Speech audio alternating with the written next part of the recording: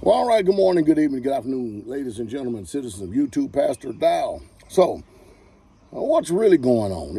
I got a lot of people out here today that's making a lot of judgments, a lot of accusations, a lot of slanders. And I found this out because, I've got a few concerned people, and they're doing it for discernment's sake. They're not doing it because they're trying to be nefarious or something. They just really, truly want to know the truth because they're concerned. And so for you people out there that are that way, I'll answer. Listen, you have to understand that the Straitway Truth Ministry is a very unique ministry that I know of. It is the only ministry in the United States of America that is making a very serious attempt at obeying the scriptures and doing what Yah says. Now, with that comes, when people hear me preach and teach, they'll hear me say stuff and they'll get upset at me, not knowing that the whole time that they're getting upset with the Most High Yah. They think they're getting upset with me, but they're getting upset with his ways because I live what I preach. I live what I teach. I just don't get up and talk about a lot of things. You see, unlike a lot of preachers and teachers out there today, if I tell you something, I live it. And because I live it, it carries a serious impact with it.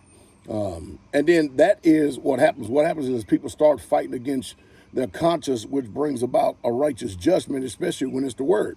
And some people, choose not to do their due diligence and investigate to see what I'm saying is so or not because they're afraid that if they do check out what I'm saying, then they're obligated. Hey, either way you choose to be ignorant or not, you're still obligated. All of us are going to be judged by that book. We're going to be judged by the words that are written in the pages of those books. It's just that when you come over and you hear me speak, then it starts really, truly hitting that fleshly. Let me give you an example. You know that I preach over and over again and I teach, and you'll never hear it in Christianity.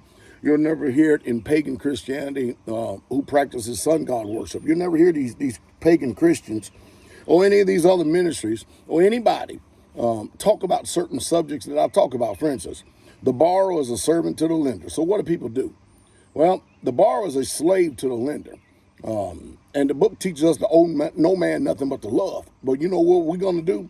We're going to justify and do everything we can to defy what that word says. And we're going to go out to the bank and we're going to get a loan for a home. We're going to go out to the bank and get a loan for a car. We're going to go out here and we're going to borrow money on credit cards and buy stuff like that and not ever pay it off or pay it off over an extended long period of time, thereby incurring a lot of debt. Now, the book is against debt. It's against debt. It just, as Israel, we're not supposed to be in debt. So now your preacher and teacher, you may not like that. You may not like that because you're in that situation. And you may get convicted, and then your conviction would turn into anger because, you know what? Instead of just sit up there and listen to what this man got to say, let me go listen to somebody else who's preaching and teaching what I want to hear. And that's the problem today, is that people are still trying to go out here and make gods or make the word say what they want it to say in order to live a comfortable lifestyle. And it just ain't befitting to that. It's just simply not. And so people, to make themselves feel good, what they'll do, they'll go out here and they'll borrow, period. And they'll get in debt. And like I said, one of the biggest things is sad today is that, like on this community right here, every blade of grass is paid for. Everything you see on this land is paid for. Nobody here owes nothing. And because I preach on that, you're not going to hear these Christian preachers and teachers ever talk about that. You're not going to hear these messianic preachers and teachers talk about stuff like that. You know why? Because they're in debt up to the hilt. They can't. Everything they do is on debt. And so that's not a message that they want to preach because it's unpopular. And it's, the other message is be content with such things as you have. Well, if you got a jealous spirit, you can't be content with such things you have because you're too busy comparing yourself with what the Joneses have. And, you don't want the Joneses to think themselves better than you in any way, shape, fashion, or form. So what you do to try to keep up with them is you go out and try to buy them the same goods and stuff, and then you live from paycheck to paycheck, and you live in stress, and it's just bad. It's bad, and it's just unwarranted. So, I teach, for instance, keep the commandments. A lot of people say, well, yeah, we believe in keeping the commandments too. Do you really believe in keeping the commandments? Do you really, truly believe in keeping the commandments? Because, see, one of the major commandments that is transgressed is the 7-day Sabbath. That starts at Friday night at nightfall and ends at Saturday night at nightfall. Now, you may be one of these pagan sun god worshiping Christians out there, and you'll say, well, we do keep the commandments. No, you don't, because James even told you in the New Testament that if you offend in one point, you're guilty of them all. And most of you ignore the Sabbath. They call it Sunday, and you can't even find one scripture verse in there that tells you that Yah has repealed the Sabbath. So what do people do? They get mad and upset. Well, the book teaches us that a woman ought to cover her head. Period. You should cover her head. Why argue against it? Now, listen, if you want to use this book and you want to obtain Hebraic salvation through the Hebrew Messiah, Jesus the Christ, Jesus the Messiah, you're going to be obedient. All this compromising that y'all used to doing in these churches and stuff, and come as you are and go as you want and do as you please and stuff. Over here, we are a lawful people. We are under law. We are under the law, if you understand what I mean. And what under the law means, it means that because we're protected by the law, we're not under the penalty of the law. See, the people who end up being judged by the law are the ones who are transgressors. And what Christianity does is through Calvinism and all these other man-made doctrines, they have twist, warped, and distorted and deceived people so much that they got you believing in a song, a dance, a fairy tale, and a lie. They got you believing in church doctrine, not scriptural truth. And so when you start challenging people on these things right here, man, it's over. It is game over. And then people get mad and they get upset and all this other stuff. Then here's the big one right here. And a man's own foes will be they of his own household. See, many of you don't know that the majority of your family members are a bunch of freeloading, lazy people that ain't going to do nothing but expect for them to live their lives off of your dime and off your back. That's your natural family members. They expect for you to actually provide everything for them, the food, the house, and everything, and they supposed to just live like a fat cat in a fat hog, and while you out here busting your rear end. That's what they expect. But Jesus said it in Matthew 10. That a father's going to be against his son, and a mother against her daughter, and a man's own foes will be there of his own household. Most of you never experienced that before. You want to experience? You really truly want to know what the persecution of Jesus experienced? Then guess what? Live for him. See what happens for you. And then this bearing false witness. That's another commandment that's been broken all of the time.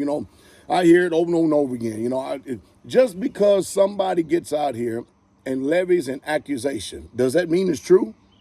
Just because they say it, does that mean it's true?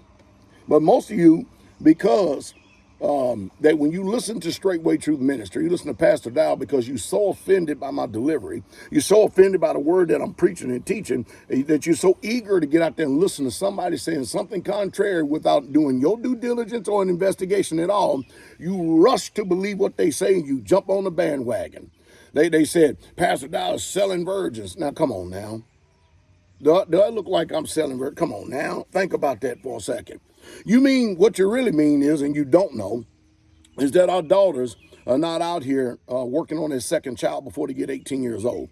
What you really mean is that our daughters are not out here bent over doggy style into prom when the prom is over in somebody's back seat of their car or in somebody's van. What you really mean is that our daughters are not getting trains run on them in junior high school. That's what you really mean. What you really, really, truly mean is that our daughters are not going to college, joining sororities, and then being turned more time than a doorknob. That's what you really mean. But it's no problem for y'all to have y'all daughters to go out here and go on a date. And they go to McDonald's or Hattie B's or ain't nobody carrying their daughters at 18, 19, 15, 16, 17 to Ruth Chris. Ain't nobody doing that. But there's nothing wrong with them going to Subway or Pizza Hut and a movie, and then afterwards, they're giving it up in some boy's backseat of the car. Ain't nothing wrong with that. Y'all, nothing wrong with that at all. Y'all don't even see that as sin.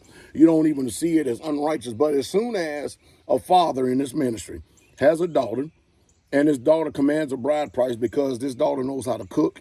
She knows how to clean. She knows how to bake. She knows how to take care of a house and guide a house. She knows how to rear and raise children. She knows all these wonderful attributes. She knows how to take care of a husband. She's a woman of a meek and quiet spirit, which in the sight of Yah is of a great price. You get mad and upset about stuff like that. And then when the book says, Restoring Hebrew Culture says, that a man, especially if his daughter's been kept, then she's worthy of a bride price. You call it selling daughters. But most of you have sold your daughters so cheap that you've given her up freely to the market of the world. Freely to the market of the world out here for anybody to do whatever they want. Some of you ought to ask your daughter. Ask your daughters, what are your body counts? They gonna now. Some of them ain't gonna be. If you approach it the right way, you're gonna be highly disappointed in your leadership as a father and mother, because they should have kept themselves until marriage. And so what people do is they'll get out here, if they're against Straitway, against Pastor Dowell, they'll use the provocative word, they're selling daughters. Well, we have never sold nobody. You know, we're not slaves. Ask America about that. They know how to buy and sell people. And some of you are still doing it till today voluntarily. I often said that a slave love his chains, have no reason whatsoever at all to be free. And that's just happened to be the condition that some of y'all are in. You know, careful introspection and evaluation is in serious order today. It really, truly is. So before you go out there and start jumping on the bandwagon, believing what somebody is levying and some accusation that they're levying against the Straitway, because remember, I told you, people can't get you by telling the truth of what's really happening. They got to lie, they got to spin it, they got to tell half-truths in order to get your attention, because let's just face it, the majority of us, we don't live by the word. We don't even know the word.